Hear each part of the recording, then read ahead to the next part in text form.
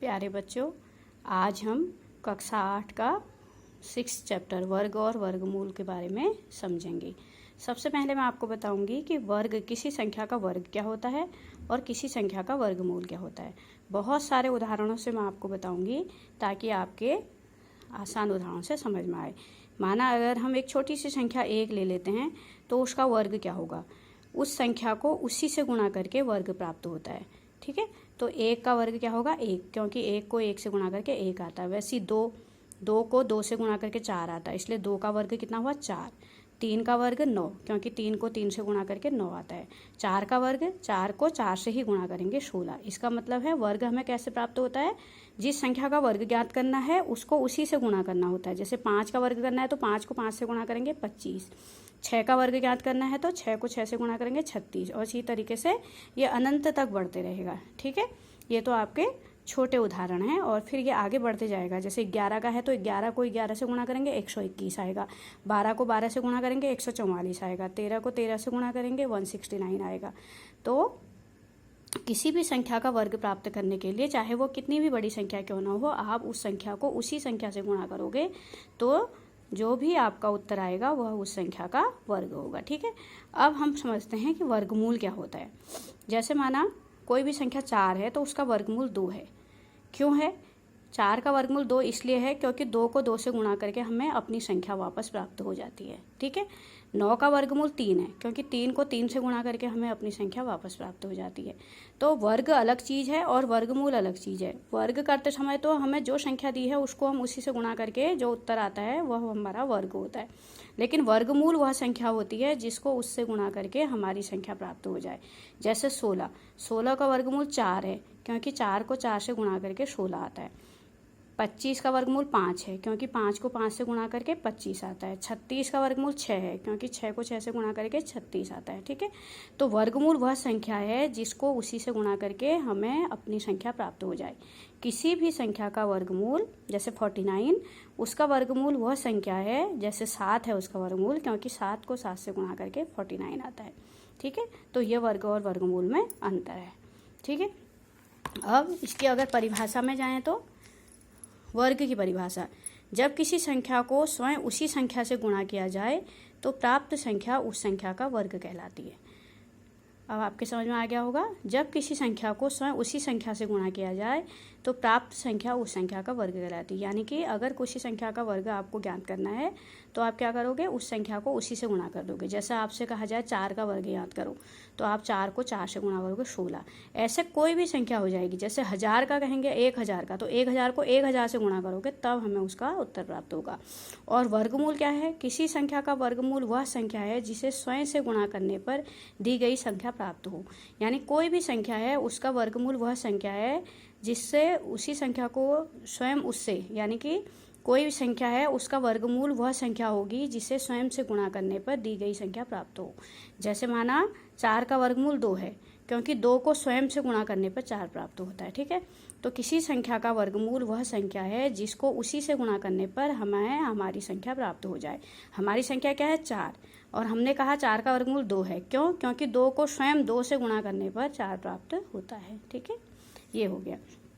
अब हमारा 6.1 प्रश्नावली का जो पहला सवाल है कि निम्नलिखित संख्याओं के वर्गों के इकाई के अंक क्या होंगे। अगर हम इन संख्याओं के वर्ग करें तो उनके इकाई के अंक क्या होंगे। अब जैसे आप देख रहे हो कि ये बहुत बड़ी बड़ी संख्याएं हैं। अगर हम इनका वर्ग करेंगे, यानी कि जैसे 12,796 का वर्ग करेंगे तो 12,796 को 12,796 से गुणा करना होगा।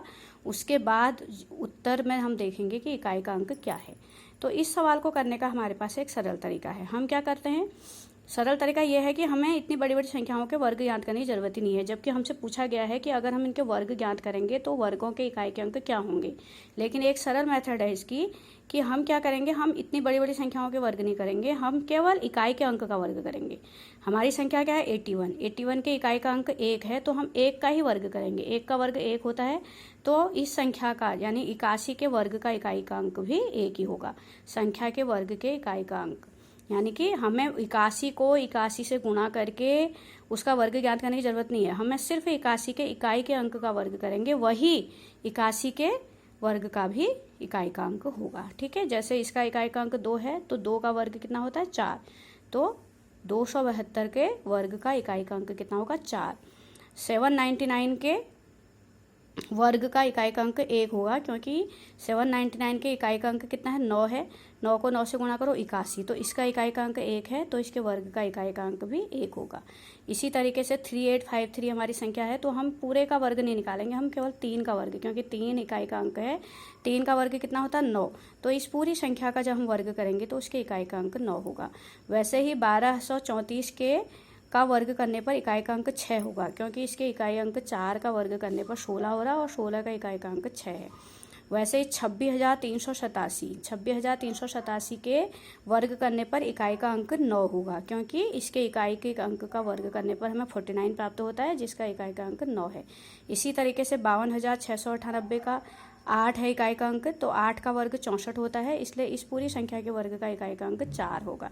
ठीक है, और इसके अंत में 0 है, 0 का वर्ग 0 होता है, तो इसके संख्या के वर्ग के इकाई का अंक भी 0 होगा। ठीक है, वैसे ही फिर 12,796 का इकाई का अंक 6 है, 6 का वर्ग 36, इसका इकाई का अंक 6 है, तो इस संख्या के वर्ग का इकाई का अंक भी 6 होगा। इसी तरीके से 55,555 में इकाई का अंक 5 है, तो 5 का वर्ग 25 है, इसलिए 55,555 का जब हम वर्ग करेंगे तो उसके इकाई का अंक 5 होगा। तो ये एक आसान तरीका है। ठीक है, इसी तरीके से हमारा अगला सवाल है कि निम्नलिखित संख्याएं स्पष्ट रूप से पूर्ण वर्ग संख्याएं नहीं हैं, इसका कारण दीजिए। तो प्रश्न में अपने आप ये दिया गया है कि ये संख्याएं पूर्ण वर्ग नहीं हैं।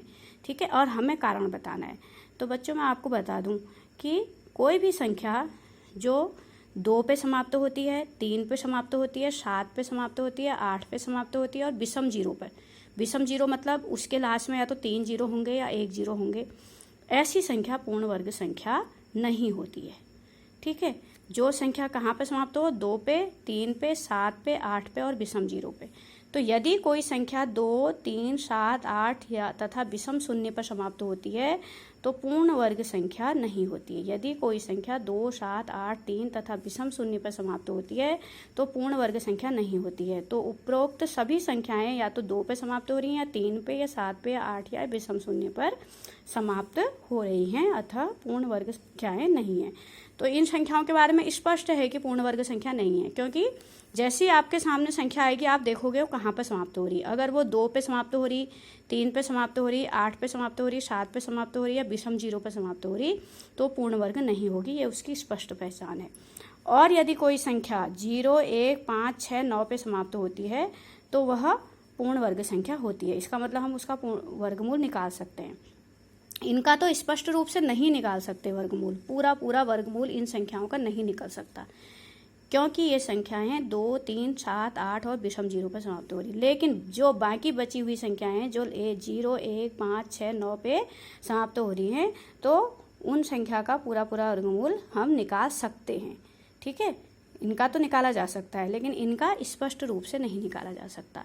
और जो संख्याएं 0, 1, 5, 6, 9 पे समाप्त हो रही उनका निकाला जा सकता है। ठीक है, जैसे कि हमारे पास एक संख्या है 256, तो 256 के एंड में क्या है 6 है, और हमें पता है कि 256 का वर्गमूल 16 है। क्योंकि ये संख्या 6 पर समाप्त हो रही है तो यह पूर्ण वर्ग संख्या है। अब अगली संख्या हमारे पास 1000 है। अब 1000 को देख के ही आप समझ लो कि इसके लास्ट में कितने जीरो हैं, 1, 2, 3, तो इसका पूरा वर्गमूल नहीं प्राप्त हो सकता। क्यों? क्योंकि यह विषम शून्य पर समाप्त हो रही है। ठीक है, उसके बाद हमारा अगला सवाल है कि निम्नलिखित संख्याओं में किस संख्या का वर्ग विषम होगा। हमें बहुत सारी संख्याएं दे रखी हैं, देखिए ये दे रखी हैं 431, 2826, 7779, 82,004। हमें कह रखा है कि इसमें किस संख्या का वर्ग सम होगा और किस संख्या का वर्ग विषम होगा। तो ये बहुत ही आसान सवाल है। इसके लिए आपको क्या जानना चाहिए, यदि किसी संख्या का इकाई का अंक सम है तो उस संख्या का वर्ग भी सम होगा, यानी यदि कोई संख्या सम है तो उसका वर्ग भी सम होगा। और यदि किसी संख्या का इकाई का अंक विषम है, यानी कि अगर इकाई का अंक विषम है तो संख्या भी विषम होगी, तो उस संख्या का वर्ग भी विषम होगा। ठीक है, यदि किसी संख्या के इकाई का अंक सम है, यानी कि संख्या सम है, जिस संख्या के इकाई का अंक सम होता है वो सम संख्या होती है, तो उसके वर्ग भी क्या होगा, सम होगा। और यदि किसी संख्या के इकाई का अंक जो है विषम है तो उस संख्या का वर्ग भी विषम होगा। ठीक है, तो माना ये संख्याएं दे रखी हैं आपको, पहले 431 दे रखी है, तो इसके इकाई का अंक आप देखो 1 है, तो कैसी संख्या है ये, विषम। ठीक है, तो इसके संख्या का वर्ग भी विषम होगा। फिर हमें 2826 दे रखी है, तो कैसी संख्या है? सम संख्या है, क्योंकि लास्ट में 6 है तो सम संख्या है, तो इसका वर्ग भी सम होगा। ठीक है। फिर ये दे रखी है, लास्ट में 9 है, 9 विषम है तो इसका वर्ग भी विषम होगा, संख्या का वर्ग भी विषम होगा। और ये सम संख्या है तो इसका वर्ग भी सम होगा। तो इस तरीके से आज हमने वर्ग और वर्गमूल का सामान्य परिचय पढ़ा, और साथ में हमने क्या पढ़ा कि कौन सी संख्या का वर्ग सम होगा, कौन सी संख्या का वर्ग विषम होगा, या कौन पूर्ण वर्ग संख्या होंगी, कौन पूर्ण वर्ग संख्या नहीं होंगी। ठीक है।